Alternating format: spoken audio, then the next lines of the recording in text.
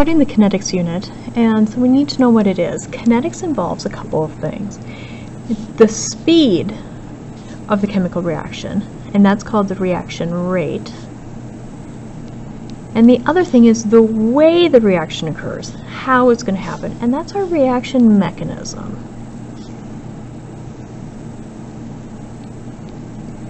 These are two different things, but they're very much related to each other. Now a reaction, and we've dealt with reactions before, we know the four indicators. A reaction is the breaking and a forming, it could be an and or, of bonds to make entirely new compounds as products. Okay.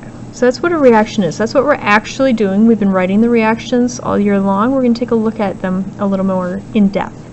The reaction mechanism, which we talked about up here, the way a reaction occurs, it's the pathway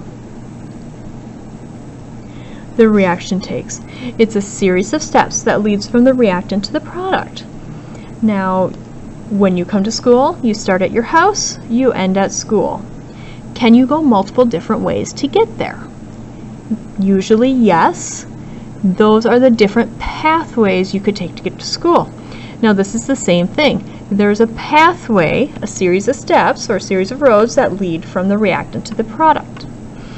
Now, what we're going to look at here is ammonia, which is NH3. I'm just going to draw the Lewis dot diagram here, which you should be able to do. If you don't remember how, please take a look at it.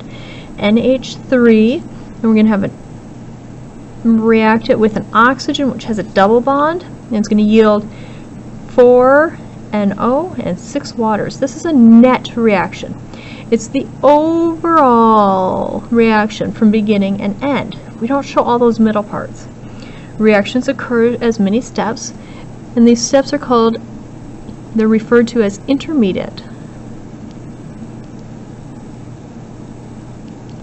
Intermediate steps. Well, they can't be seen, they do affect the reaction. Now, in order for a reaction to happen, we have to have proper collisions between particles. They must collide. First of all, our particles must actually collide with each other.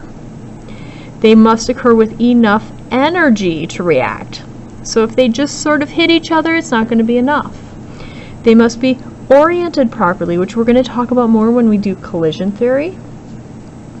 And then the collisions that satisfy all the requirements, they're called effective collisions. If we have an effective collision, we can have a reaction.